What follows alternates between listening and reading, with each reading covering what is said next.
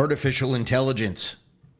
It is now not only removed from the lexicon of obscure conceptual concepts, but now completely dominates every single aspect of our lives. And without a doubt, AI is a raging fire of indeterminate outcome. It has no definite tentacles, but we know enough that those tentacles can and do reach into our private lives already, our information, and our business dealings.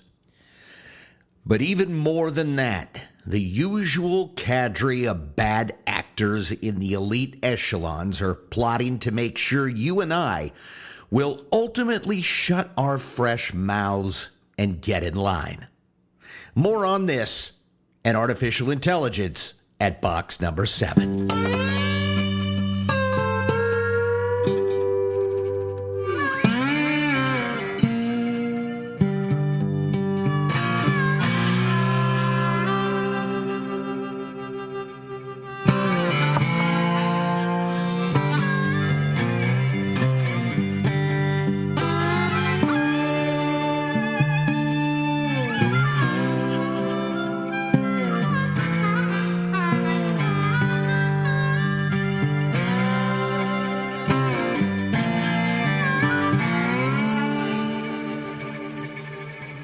When I was in elementary school, these girls would come up to me with these folded mechanical paper configurations covering their fingers.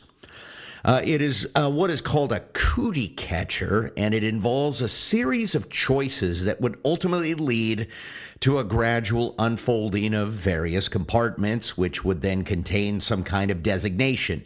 Usually they would say things like, "Have a nice day," or "You are cute," or something regarding some generic proclamation of fate. A few years later, my parents gave me something called a magic 8-ball, which was essentially a toy, but it was also a giant hollow billiard ball with the number 8, of course, emblazoned on the outside. It was filled with blue liquid and a clear round window on the bottom. Inside was a geometrically vague die that would float to the window and display an answer that would be applied to a yes or no question. The answers could be yes or no, but many times gave even more vague answers like outlook good, or most likely, or reply hazy, try again.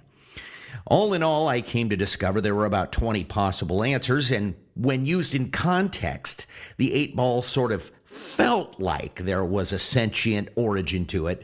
It wasn't, and the yes or no parameters made short work of the interest levels, as they say.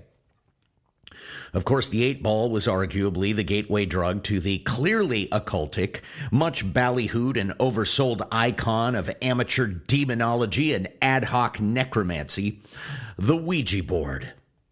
Now, if you flip over to Amazon and buy an 8-ball on the inspirational word of my podcast, I'll smile at your novel effort. But I am not, however, prepared to be the defendant in your supplicatory class action lawsuit if you decide to buy a Ouija board and end up conjuring Mephistopheles into your living room.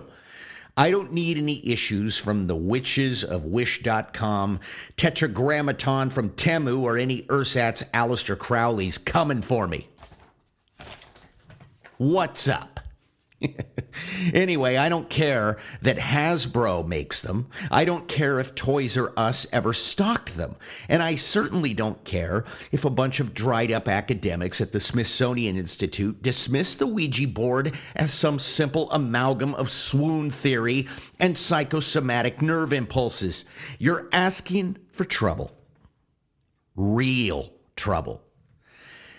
And over the years, the proliferation of first-person accounts attesting to the danger of using such a device has grown immensely. Mock me all you want, but I know firsthand some doors were not meant to be opened.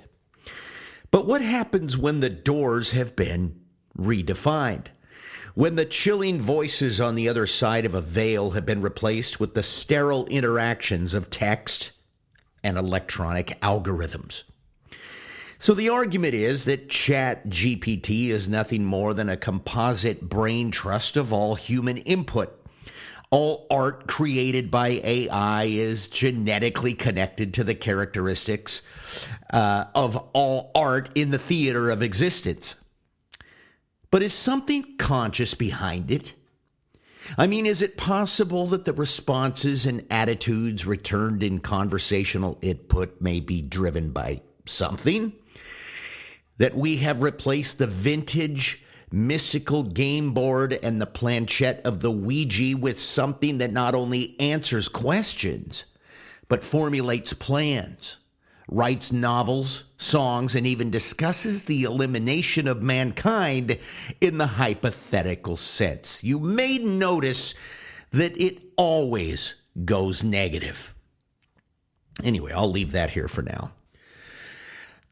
I happen to think something that on the surface that seems far more apparently benign has just as nefarious of a consequence. AI's influence on the passive audience involves the constant inundation of fake images and video clips, especially on social media. Yesterday, I saw a video in which Jill Biden takes a seat next to Vice President Kamala Harris at the funeral for former and late President Jimmy Carter. The original video illustrates the contempt those women actively have for each other. That's kind of a known quantity. But the video I saw proceeds to show them sit down, look at each other, and then start swinging into a cat fight as soon as Jill Biden takes her seat. And it looks real, but it isn't. And that's the point. In fact, that is the entire point. My Facebook feed is filled to the brim with historical photos that are immediately proclaimed and flagged to be AI by commenters that happen to use detection algorithms. In fact, AI composites have a distinct hue to them sometimes, especially the complete ones, including the one that I used AI for in which to create the graphic for this episode. I did it on purpose to illustrate my point.